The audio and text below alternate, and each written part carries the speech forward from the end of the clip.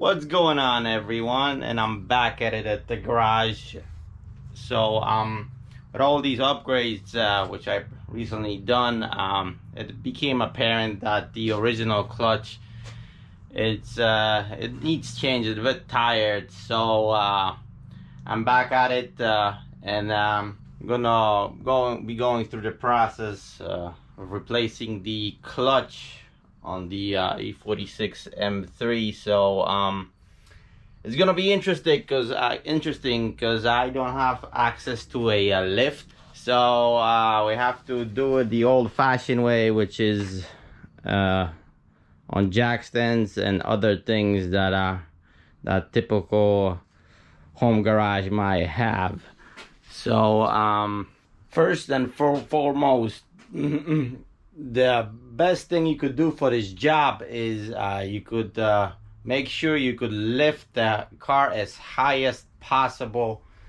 That will make things much easier. I would suggest at least 2 feet off the ground. That will enable you to slide a sliding tray like this, sliding die, so you could basically, you don't have to crawl under the car, and you have somewhat ample room working on the car. As you see, my primitive setup over here, we have some jack stands. I placed some cinder blocks underneath just in case, because I do not trust jack stands alone. And I got some ramps in the back. So overall, I lifted the car about 2 feet off the ground, which like I mentioned, gives me ample room to slide in and out from the car, and I'm not cramped all that much. So let's get under the car, and I'll show you what we got accomplished so far. Here we are under the car. Like I mentioned, I'm on the dolly, and I have somewhat ample room to work with. It's not all that cramped, so it's not that bad. Like I mentioned, 2 feet is it's plenty. You know, the more the better, so to speak. So anyhow, to keep things interested, I already removed some of the components, like the skid plate that obviously has to come out, the plastic that's on this side over here.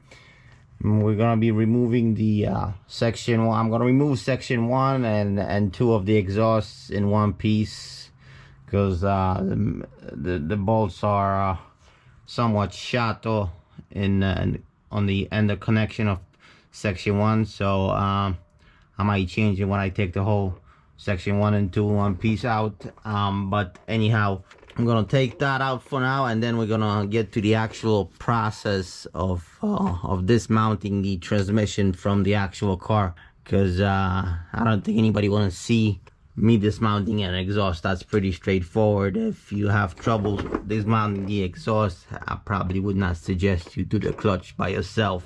All right, so got the exhaust off. Obviously the heat shield that was here, this little one that's on the side here, and the little L bracket that was here needs to come off. So we have the transmission in the plain view. So now it's the interesting part. So we have to dismount the drive shaft, the CSB, and we have to take out the torque bolts from which hold it to the diff. But before you do anything, you want to mark your CSB. Make sure you put it in the same spot. I still have my marks when I originally replaced it about 60,000 miles ago, which it's holding pretty good. There's not much movement in it, so I bought a new one just in case. And we have the Guivo as well, which I replaced at the same time. And from looking at it, it does not show significant signs of wear, so which is a good thing. But I bought a new one anyhow. So I'm gonna be removing the drive shaft now, and then we're gonna take out the brace, the support that holds the transmission here, and we're gonna continue working from there. Also, before you start taking the unbolting these over here, you want to mark your drive shaft just safe practice that you mount it in the same spot that you mounted it here. You don't want any unnecessary vibrations later, so you want to mark it, and so when you put it back together, you put it the same way it was. These things are funny sometimes, they like to vibrate, so I like to keep things safe and mounted in the same exact spot where they were before. To on these are E12 Torx, external Torx. See, the first three are accessible, but you'll have to turn the drive shaft on the so you could get the other three. So you actually have to, if you have in a situation like I am, which my rear wheels are on the ground, you have to lift the wheels. You could lift the rear in the center here, so the wheels are in the air. You could turn the drive shaft so the other three bolts are accessible. Got the torque bolts out, but I'm not gonna pry the shaft out yet. Reason being is I want to do this side as well, then we'll do it together, because then the other side be flopping when I'm gonna be turning this. So we gotta unbolt it from this side as well. We're gonna unbolt the cross member here, which is the subframe. These are 13mm bolts. There's 13mm bolt up top as well. So we undo those real quick, and then we could get to the to these bolts. These are, I think, 21mm if I remember correctly.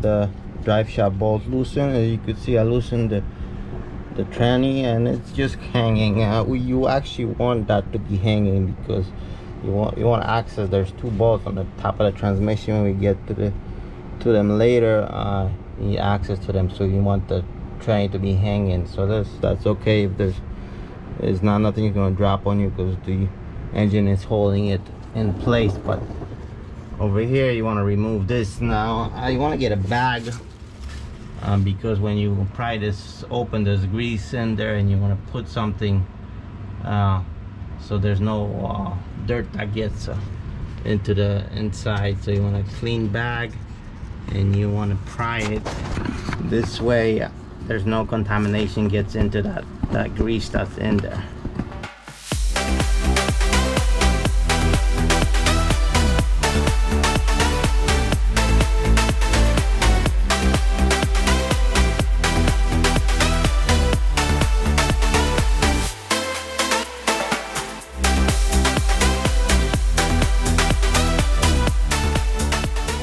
There it is, the shaft is out.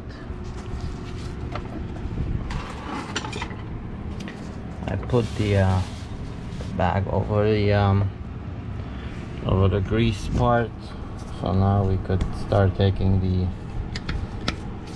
linkage for the shifter out. There's a C-clip here which you have to just pry out like that. See, C-clip. I'm gonna put it safely so you don't lose it, and you could basically take the pin out. Have these little cups I put parts in so you don't lose them. And then there's another C-clip or a pin over there which you have to take out. This is not a stock shifter. This is the Auto Solution, which is phenomenal. It's one of the best upgrades you could do to your shifting experience in this car.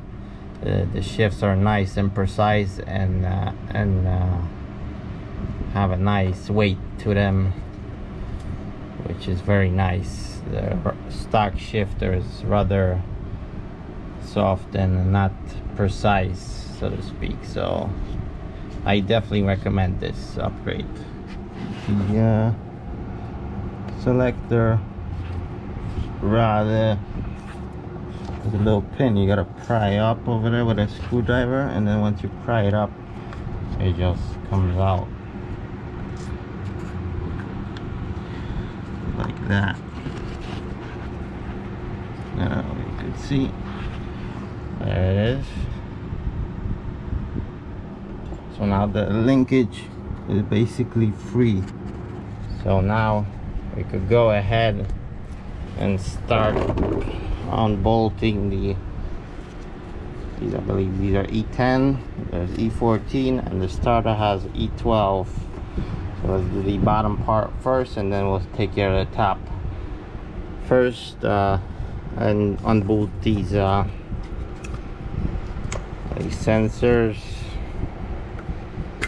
And let's do the clutch cylinder as well. I believe these are 13 millimeter. And here's the BMW joke right here. BMW lifetime oil. Yeah, that's a good one. That's the best one out of all of them.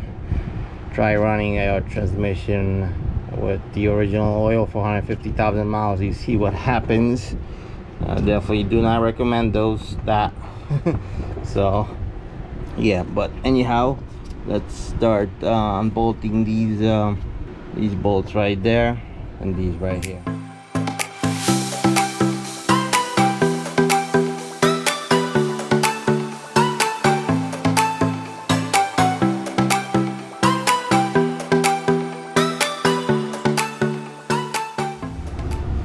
So for this side bolt here, extension like this will suffice. Took a little impact and just unbolted it like just like that. On top you'll need quite a much bigger extensions, and for the starter, so those are next.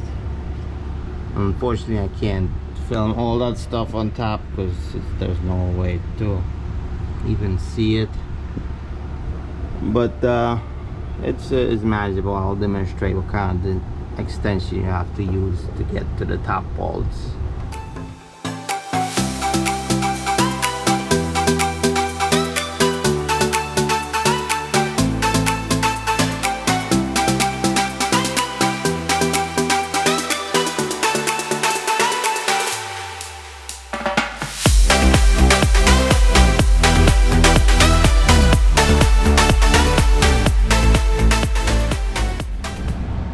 And in this fashion we have the tranny out.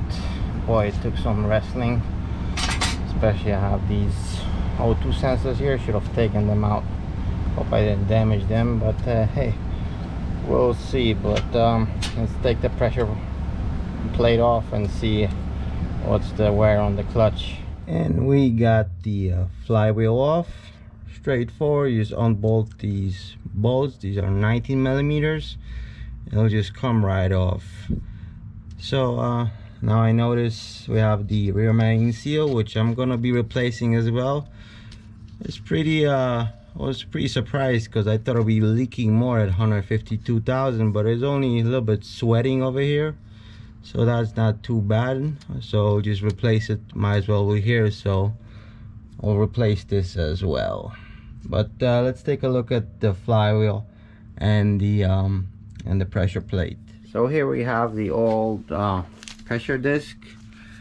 As you could see, for 151,000, it doesn't look that bad. I mean, it's still, you could see reminiscence of the grooves. For comparison, this is a brand new one.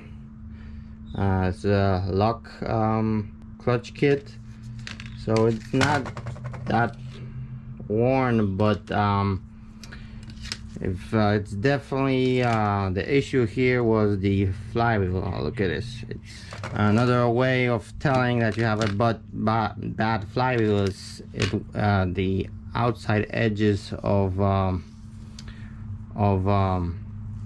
your disc will wear a little more, and as you can be seen here, as you could see, the outside edge is slightly worn a little bit more is because there's a slap side. If you move it up and down, there's a little slap that developed along with this movement right there. So I'm glad we're replacing this. Wasn't expecting that I would have to order a new flywheel, but hey, gotta put in an order and we'll continue working. But in the meantime, here's our tranny. A little bit dirty, a little bit sweating over here. It's not dripping. I'm not sure where this oil is coming from. I mean, it's not like it's just dirty, but it's mostly dirty here, like it was sweating oil from the seal, but it's not like leaking or anything like that. The inside looks all right. The rear seal is okay. Nothing is leaking. Our pin is looking good as well for that many miles. I thought it would be shot, but it's not, so I'm gonna replace this as well, the fork pin, and this is all right as well. A little bit of it's polished here, but it doesn't have much indentation, so I'm just gonna leave it the way it is. So for now, let me take this outside and we'll give it a quick bath to make this look a little bit better. I got the tranny outside. We spray it with some simple green and give it a quick bath with a power washer.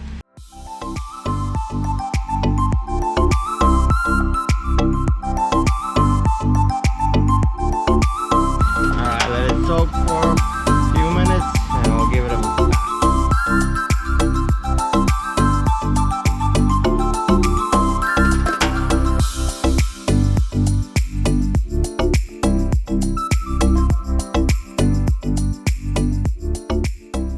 Oh, much better. There's nothing like a clean transmission. Cleaned off most of the oil residue or whatever it was. Everything is nice and clean inside. The pressure washer works good. I'm very happy. It's a brand new addition to my garage. It truly works amazingly. It's one of the best electric pressure washers you could get on the market. So I'll surely do a review on this, because this is one of the best things you could have in your garage. Pressure washer that actually works, not just is there to be there, you know. But anyhow, all right, so we got everything cleaned. I'm gonna replace the guibo, replace the pin, but first let me get back into the garage and replace the rear main seal. So we are back at it under the car. We're gonna remove the rear main seal. Pretty straightforward. These are 10mm bolts, these two. These are 13s, these two, and these are all 10. I apologize for the noise. There's a wood splitter working outside, so you probably hear it in this video. So just bear with me, alright?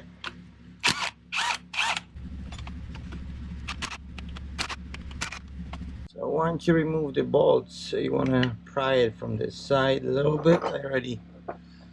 And you might be getting some oil coming out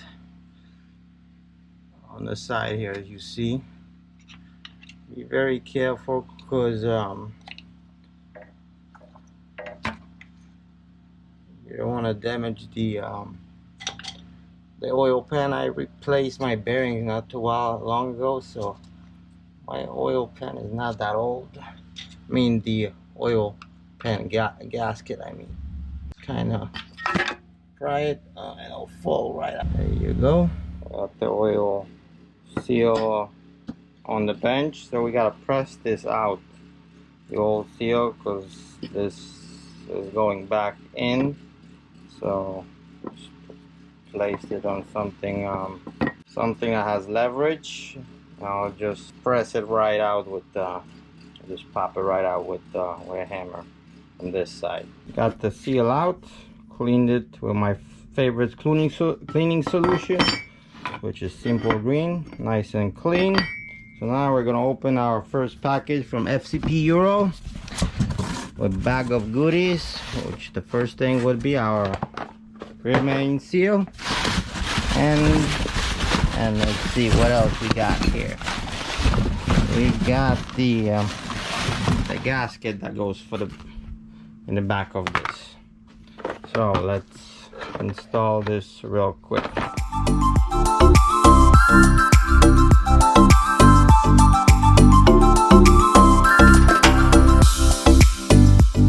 In this fashion, we got the seal in. As you saw, you have to tap it around the edges until it goes. Basically, before you take it, I want to see how it's seated before, so mine was flush with these edges here, so that's how I made it look on this side. This is the cortical seal, so it's an OE supplier, so it should fit just like stock. This is the old one for comparison. So now let's get under the car and install this bad boy. So we're back under the car. We cleaned up the surface over here. I actually placed a little bit more gasket sealer last time that I was dropping the oil pan than needed, and I had to clean the surface up over here with brake cleaner, but it's now nice and clean now. So we got our new gasket that goes over here. We gotta put on. Actually, what you wanna do is put some sealer in the corners here at the mating surface, so that way there's no leaks in these corners over here. You got the gasket on, put some silicone RVT on there, and should be good. You don't need to go around. The corners are the most important, and just for extra safety, I did some thin layer on the outer portion of the bottom of this.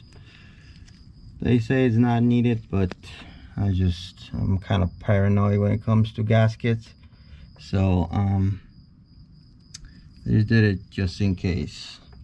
Alright, so the seal comes with this cup, so you could slide it right over like so, just like that. Then we torque it down with the bolts. So the torque specs on these is 7.5 foot-pounds, exactly like 7.4, and these on the bottom fasten to 16.2 foot-pounds exactly. We got our clean transmission on our table or bench, whatever you want to call it. So let's just prepare it when the flywheel comes in, so we can have it ready for installation. So first I'm going to replace the pivot pin, which is this little guy. I bought a brand new nylon one. You could get a stainless steel one, but that introduces level NVH, so I chose to just keep it stock. After all, my original one looks pretty damn good. After 151,000, it's a little bit flat in here, but it's nowhere near like destroyed. Some people claim that theirs is destroyed, so very curious about that. But anyhow, so all you do is you have to just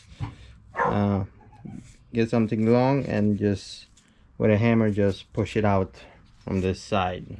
Here's the old one compared to the new one. Obviously you see some wear, but it's still in pretty good condition in my opinion for 151,000. With the pin installed and a new spring, I'm going to install the OE Satch throwout bearing and the fork. What I like to do is just put some anti-seize around here, so the motion up and down is nice and smooth.